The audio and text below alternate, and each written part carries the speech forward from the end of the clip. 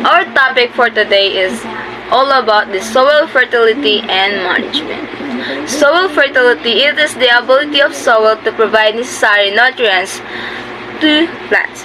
Soil fertility means how good the soil is helping the plants to grow. If the soil is fertile, it means the plants has enough nutrients for growth. Second is soil productivity.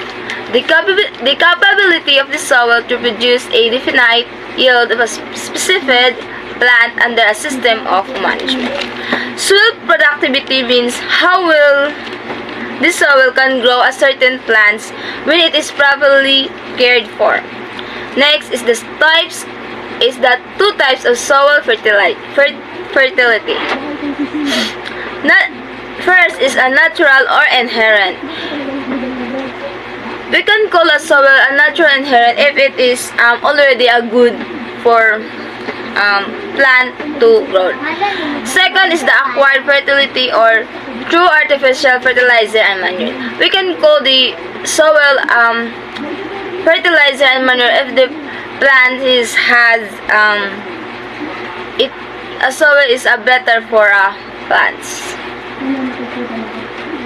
Next is the characteristics of fertile soil. It includes containing essential nutrients having suitable pH or 6.0 minus 6.8, a large amount of topsoil, diverse microbes, organic matter, capacity to retain moisture, sufficient depth for root growth, and high cation exchange capacity. Next is the factors affecting soil fertility. Climate or temperature and rainfall. Both insufficient rainfall, high temperature, and excessive rainfall can harm crop yields. Next is the physical factor. Soil texture includes pore space, water retention, erosion. Soil structure is well structured. Soil improves. Physical factor. Soil texture influence pore space, water retention, and erosion. Soil textures means how fine the soil is. Next is the soil structure. Next is the soil structure. Well-structured soil improves water, air, and movement. If a soil is good, means the soil arranges in small groups like crumbs that let water and air move easily to the roots. Bulk density. High bulk density hinders root growth and water penetration. If soil is too tightly packed, roots can grow well. And next is the water retention capacities that determines water availability for plants.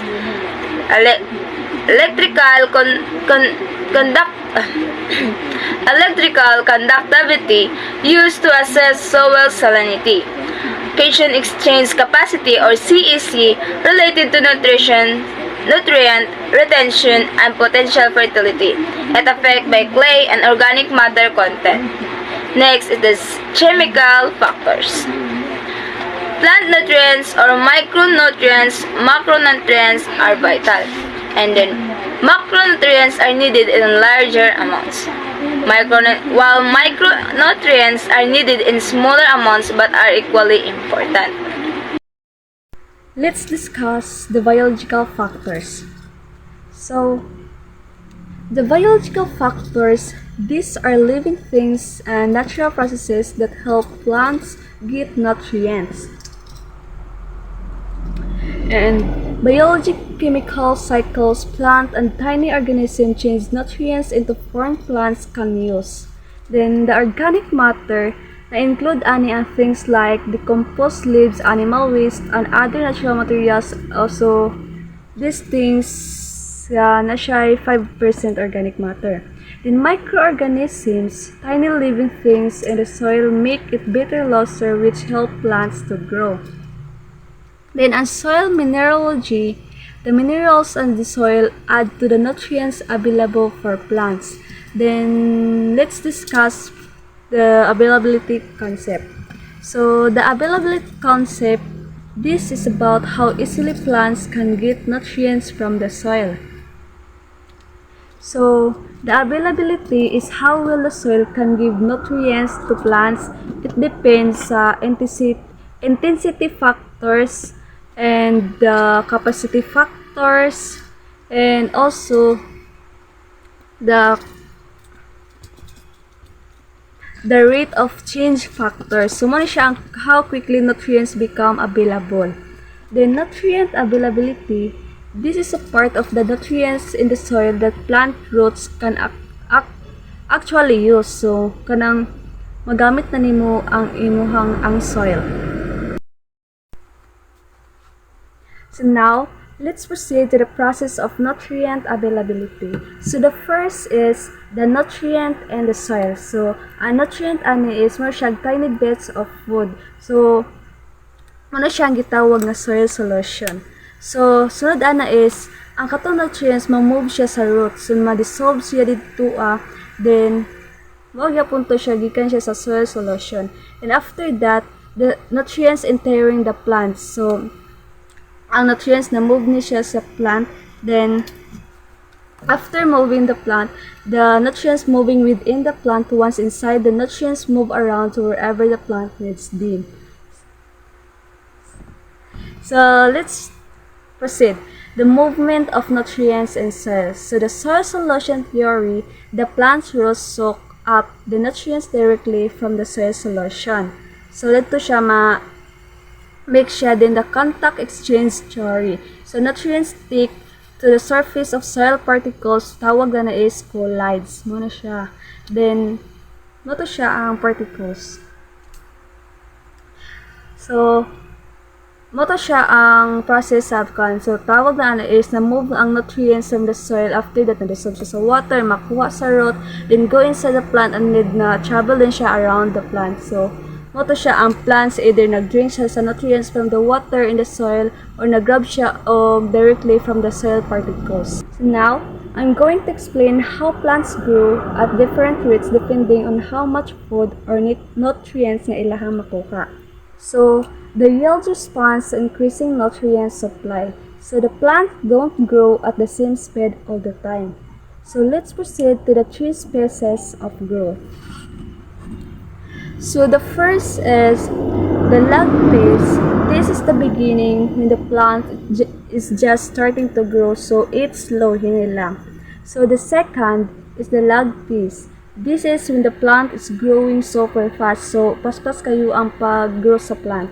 Then the third one is stationary phase. The plant slows down, it grows and eventually stops. So ma-stop siya. So that's the 3 phases. Then let's proceed to the growth period of growth. So this is the time when the plant grows the most. It's during the lag phase when the plant is growing rapidly. So paspas na kayo sa lag phase, yung pag-grow sa plant. So mauto siya lahi ang pag-grow sa plant depende sa food or nutrients nga ilahang makuha. So that's all. So in short, ang sa pag-grow sa plant is kanang plants mag-start siya sa slow, grow fast, and then slow again. Then the time when they grow, the fastest is called tawagan is growth period of growth. So muna siya ang tawag sa pinakapaspas nga pag-grow sa plant.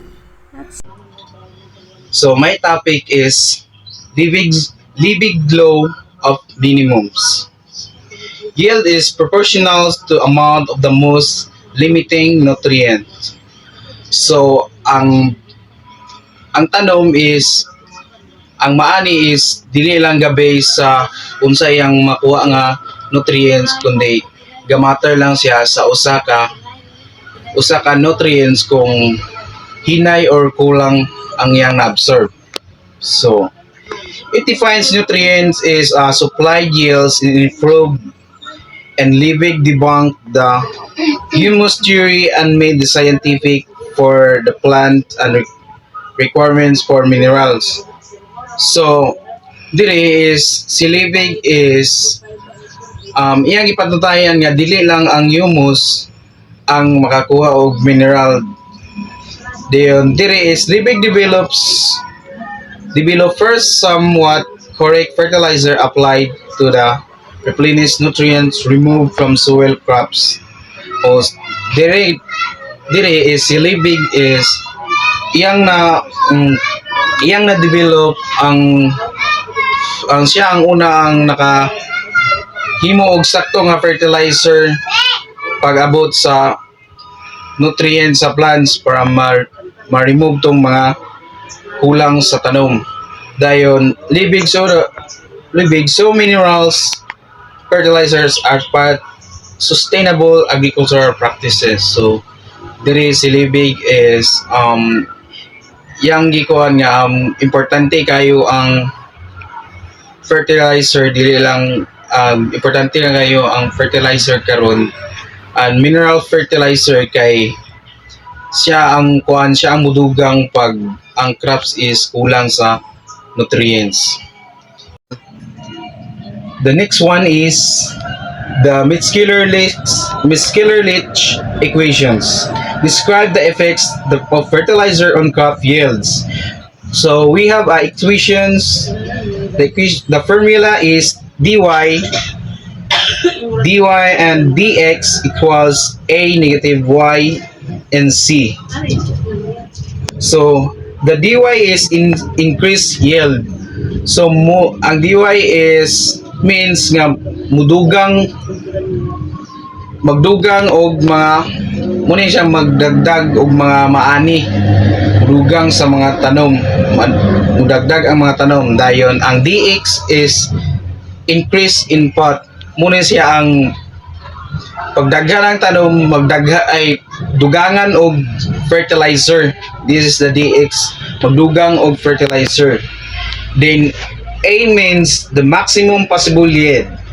Ang A is muna ang maximum nga posible nga maani.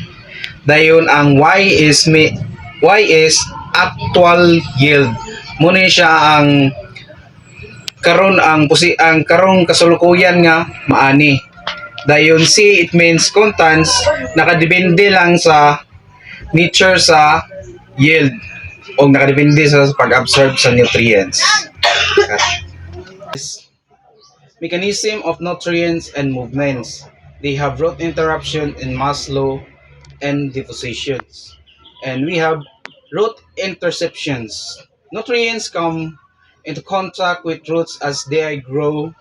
Through the soil, roots absorb nutrients that already relatively abundant. We have C and Mg and nutrients required in a small amount of Gn, Mn, and other micronutrients.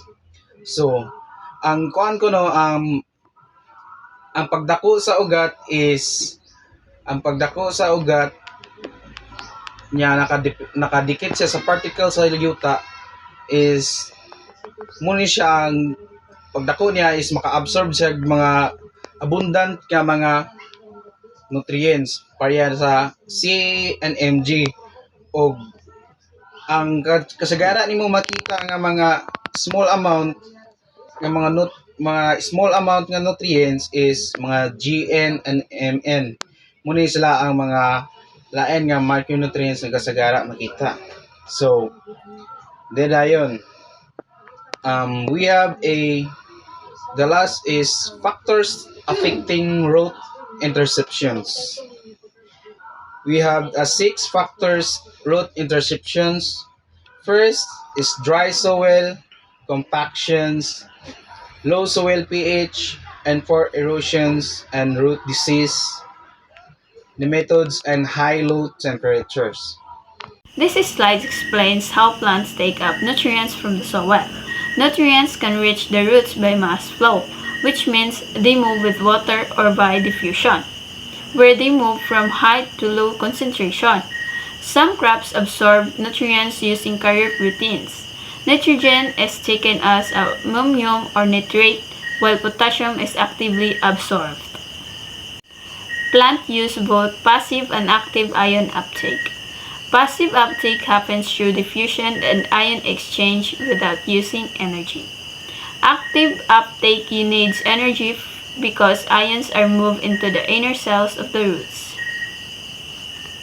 This slide explains how plants take up calcium, magnesium, and sulfur. Calcium is absorbed passively and does not move easily inside the plant. Magnesium is taken up smaller amounts than calcium. Sulfur is taken up actively and sulfate. It also showed the criteria of essential elements. An element is essential if the plant cannot complete its life cycle without it. It is deficiency can only be fixed by giving that element, and if it directly helps in the plant's nutrition. There are 18 essential elements, and the three of them is carbon, hydrogen, and oxygen, comes from the air and water. These elements derived from the soil. First, macronutrients. Macronutrients required in large amounts. Are the nutrients that plants need in large amount. The second is micronutrients. Nutrients needed in lesser amount like iron, manganese, boron, zinc, copper, molybdenum, chloride, nickel, and cobalt. Micronutrients are nutrients that plants need in small amounts, but they are still very important for the growth. Next is the forms in which elements occur in soil. First, unavailable. Unavailable element is part of a compound and not accessible for plant absorption. Second is exchangeable. Elements exist as cation of anion absorbed on surfaces. Third, solution. Assumed to be the most available form. Last but not the least, organic. Organic matter is secondary source of trace elements, chelate forms. Maintenance of soil. Soil management affects soil quality, organic matter, crop growth, and yield. Maintenance of soil, it means taking care of it so it stays healthy. Good soil management keep the soil quality high, adds organic matter, and helps crop grow better and give higher yield. Here is the cropping practices. First, cover crops. Cover crops offer soil cover between cropping seasons to minimize erosion, improve soil structure, and promote organic matter. Second is crop rotations. Crop rotations important for keeping soils healthy. The same crop is not grown repeatedly. Tillage operations. Tillage operations can enhance and harm soil quality.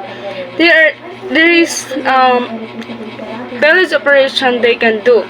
First, break up compaction and aerate the soil. It means plowing. Incorporate cover crops, compost, manure, lime, and fertilizers.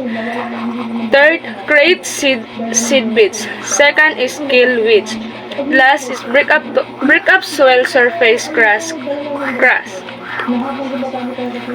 Soil fertility restorations. Soil fertility restorations improving soil fertility by providing organic matter, nutrient fertilizers, and biological activity. Soil fertility restorations, it means it is making the soil healthy and fertile again. Fertilizer applications that replenishes plant nutrients depleted due to erosion, crop harvesting, and leaching. Fertilizer applications, it helps replace the nutrients that are lost from the soil due to the things like erosion or harvesting the crops.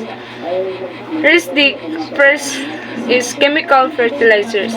Chemical fertilizers intensive farming practices can adversely impact soil structure and microbial environment. Second is organic fertilizers, enhance soil quality and physical qualities. Examples are organic manures, compost, and biofertilizers. Animal and plant biodiversity. Animal biodiversity encompasses a wide variety of fauna. Plant biodiversity influences soil fertility. Evaluation of soil fertility. Knowledge of the amount of nutrients removed from the soil by the crop is important. Soil fertility evaluation, the diagnosis of the nutrient status.